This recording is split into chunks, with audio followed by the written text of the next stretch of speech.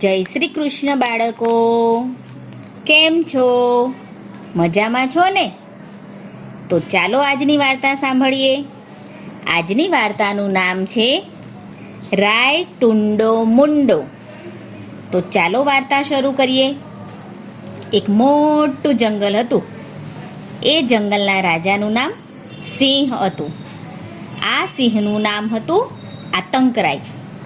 તે જંગલના બધા પશુઓને માટે આતંકવાદી જેવા હતા.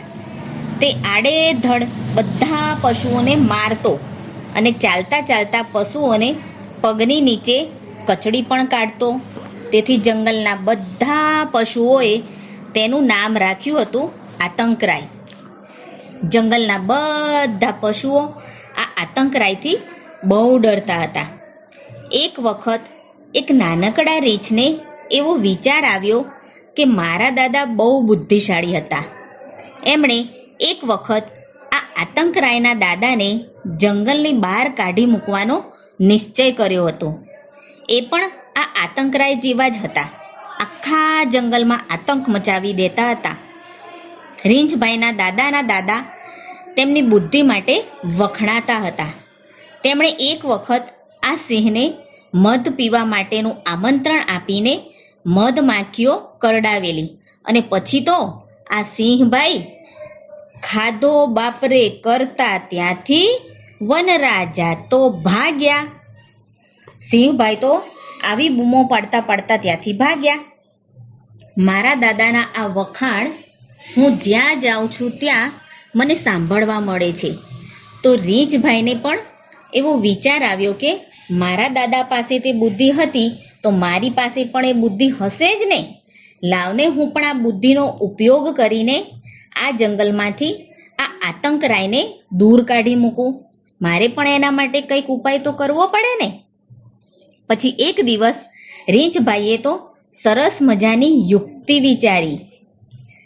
આ રીંછભાઈ તો મધપુડામાંથી મોટો પડિયો ભરીને એ તો મધ લઈ આવ્યા. આતંકરાય સિંહ તો એકદમ શાંતિથી સૂતો હતો. ત્યાં તો રીંછભાઈ ધીમે ધીમે તેમની ગુફામાં ઘૂસી ગયા ને સિંહ જ્યાં સૂતો હતો ને ત્યાં જઈ તેમણે તો સિંહની જે કેશવાળી હતી ને તેના ઉપર મધના 1-2 ટીપા નાખ્યા. સિંહના ગળાની આગળ પાછળ માથામાં જે થોડા થોડા મોટા વાળ હોય છે ને બાળકો, તેને સિંહની કેશવાળી કહે છે. પછી તો રીંછભાઈ ધીમે પગલે ચાલીને ગુફાની બહાર નીકળી ગયા. કેમ કે જો ઝડપથી ચાલવા જાય તો અવાજ થાય ને. જો પાછો અવાજ થાય તો સિંહભાઈ તો જાગી જાય. એટલા માટે રીંછભાઈને ધીમે ધીમે ચાલવું પડ્યું. મધને કારણે સિંહની કેશવાળી તો અંદર ચોંટી ગઈ. તેની ઉપર તો લાલ લાલ કીડીઓ ભેગી થઈ ગઈ. પછી તો એક નાના એવા કીડીબાઈને એક ચટકો ભર્યો. ત્યાં પેલા આતંકરાય સિંહે તો બૂમ પાડી, ઓય બાપા રે! આતંકરાય સિંહને તેની કેશવાળીમાં ખંજવાળાવવા લાગી. એટલે ખંજવાળવા માટે સિંહે તો તેની કેશવાળીમાં હાથ નાખ્યો. તો વાળમાં તેમને થોડી ગૂંજ થઈ ગઈ હોય ને એવું લાગ્યું. અને હાથમાં તો કીડીઓ આમ તેમ સડવડવા લાગી. આતંકરાય સિંહભાઈ તો મૂંઝાયા. ઓહ, અરે આ મારા માથામાં તો કંઈક થયું હોય એવું મને લાગે છે. સિંહભાઈ તો આમ દોડે તેમ દોડે, આગળ પાછળ, પણ શું કરે બિચારા, તેમની ખંજવાળ તો ઓછી થાય જ નહીં ને. એ તો સીધા દોડ્યા જંગલમાં. એ જંગલમાં એક સરસ મજાનું મોટું દવાખાનું હતું. એક ઘટાદાર ઊંચા લીમડા પાસે વૈદરાજ ઊંટભાઈનું દવાખાનું હતું.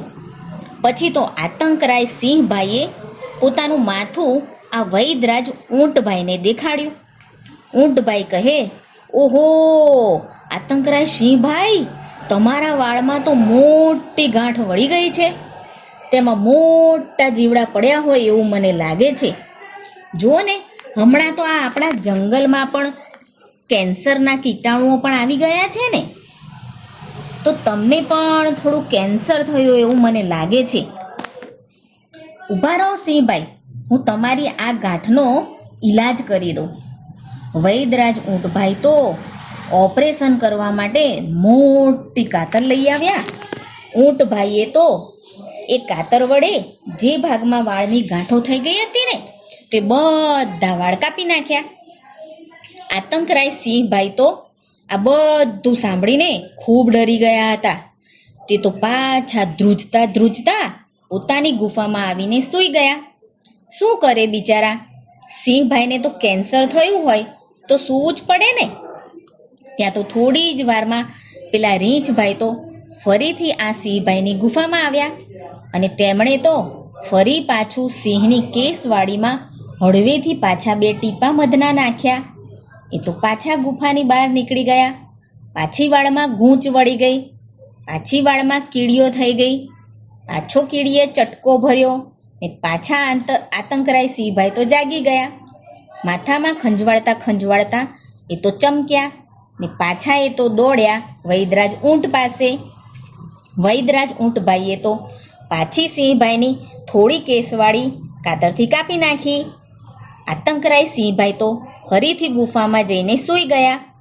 ફરીથી રીંછભાઈ આવ્યા, ફરીથી 2 ટીપા મધના એમની કેસવાળીમાં નાખ્યા. ફરીથી પાછી કીડીઓ ભેગી થઈ ગઈ, ફરીથી પાછો ચટકો ભર્યો. ફરીથી સિંહભાઈ તો ગભરાયા ને ફરીથી પાછા એ તો દોડ્યા વૈદરાજ ઊંટ પાસે. ફરીથી પાછી વૈદરાજ ઊંટની કાતર અને ફરીથી હજામત, ફરીથી ગુફામાં, ફરીથી ઊંઘવું, ફરીથી મધના ટીપા, ફરીથી પાછી હજામત. અને આમ કરતા કરતા આખી કેસવાળી સફા ચટ્ટ થઈ ગઈ બાળકો. કેસવાળી સાફ થઈ ગઈ એટલે આ રીંછભાઈએ તો સૂતેલા આતંકરાયના પૂંછડાના વાળમાં મધ ઢોળ્યું.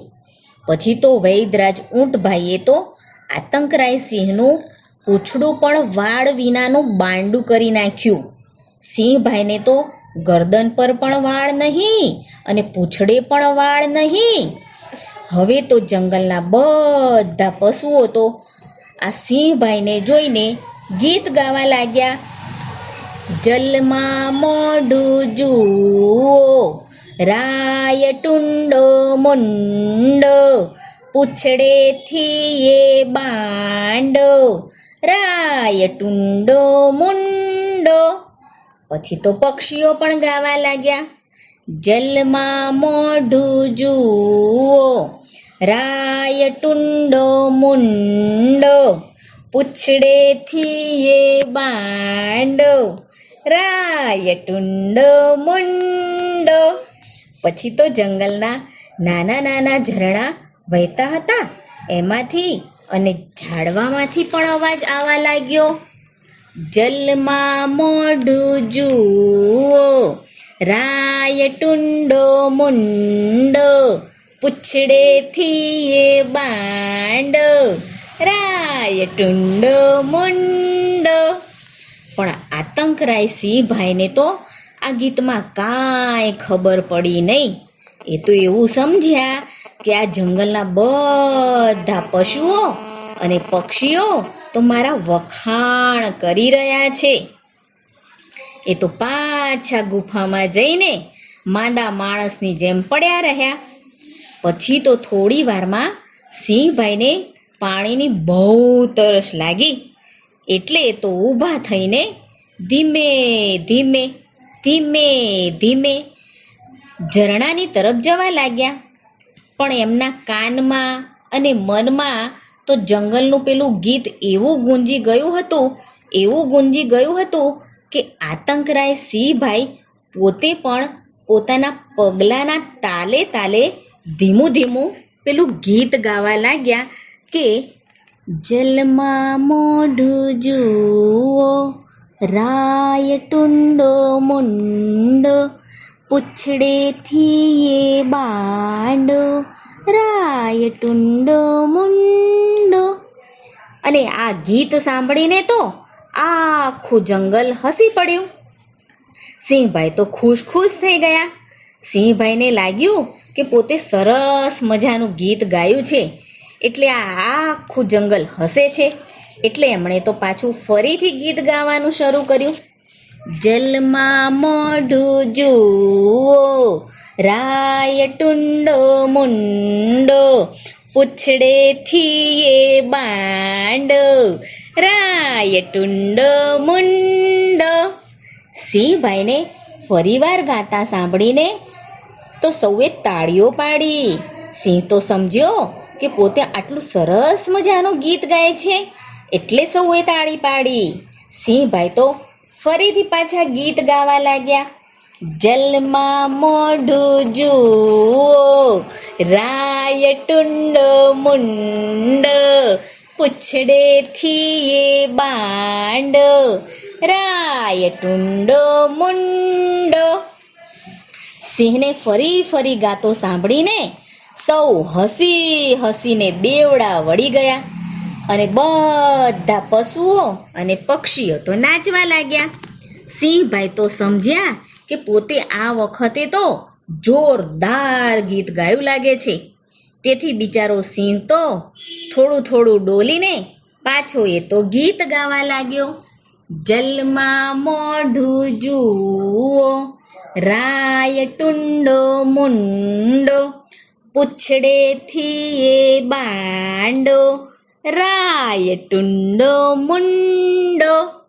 આતંકરાય સિંહભાઈએ જેવું ગાવાનું પૂરું કર્યું કે તરત જ આ વખતે તો બધા પશુઓ અને પક્ષીઓએ તો ગીતને ઝીલી લીધું.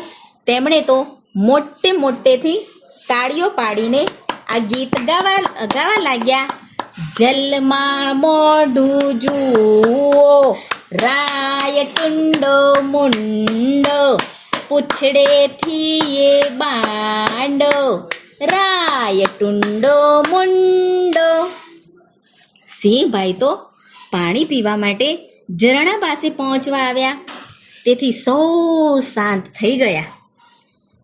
આ બધા પશુઓ અને પક્ષીઓને થયું કે જ્યારે સિંહભાઈ પોતાનું મોઢું આ પાણીમાં જોશે ત્યારે એમને એવું લાગશે કે આ બધા પશુઓ અને પક્ષીઓ મારી હાંસી ઉડાવતા હતા એમ કરીને આપણને મારવા દોડશે.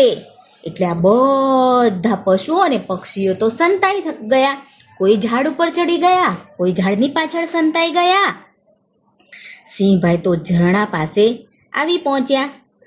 પાણી પીવા જતા હતા ને તો ઝરણામાં પોતાનું કેસવાળી વિનાનું માથું, ડોક અને ગળું જોઈ અચાનક એ તો ગીતનો અર્થ સમજી ગયા. ઓહ, આ તો મને જ સૌ જલમાં મોઢું જોવાનું કહેતા હતા. અરે રે, મને જ સૌ ટુંડો મુંડો કહેતા હતા. પછી તો તેમણે પાછળ ફરીને પોતાના પૂંછડા સામે જોયું અને તો ચમક્યા. અરે રે, આ તો હું જ પૂંછડેથી બાંડો થઈ ગયો છું. હાય હાય, હવે તો આ જંગલ મને ખીજવ્યા જ કરશે. અરે રે, હવે હું શું કરું? હવે આ જંગલમાં મારાથી રહેવાશે નહીં. હવે તો આતંકરાય સિંહભાઈને ખૂબ શરમ લાગવા માંડી, કારણ કે પોતાના માટે જ ગવાતું ગીત પોતે જ 4 થી 5 વખત ગાયું. આવો વિચાર આવતા જ સિંહભાઈ તો શરમના માર્યા સાવ ઝૂકી પડ્યા. સિંહભાઈ તો આખો દિવસ ઝરણાને કિનારે એક ઝાડની પાછળ બેસી રહ્યા. એ તો વિચારમાં પડી ગયા કે મને આ કેન્સર કેમ થયું? અરે રે, આ કેન્સરે તો મને ટુંડો મુંડો ને બાંડો કરી નાખ્યો. સિંહભાઈ તો જેમ જેમ વિચારતા ગયા તેમ તેમના હોશ કોશ વધુ ને વધુ ઉડવા માંડ્યા. એટલામાં તો રાત પડી ગઈ. ત્યારે સિંહભાઈ તો ધીમે ધીમે સંતાતા બીજા જંગલમાં ભાગી ગયા. રીંછભાઈએ તો આવી સરસ મજાની બુદ્ધિ દોડાવીને પોતાના જંગલમાં સુખ શાંતિ લાવી દીધી. જંગલના પ્રાણીઓ તો રીંછભાઈના વખાણ કરવા લાગ્યા અને એમણે તો એક મોટો જબરો પથ્થર મૂક્યો. એની ઉપર એક નાનો પથ્થર મૂક્યો અને પાછો એની ઉપર એક સૌથી નાનો પથ્થર મૂક્યો અને રીંછભાઈને તો એ પથ્થર ઉપર બેસાડ્યા.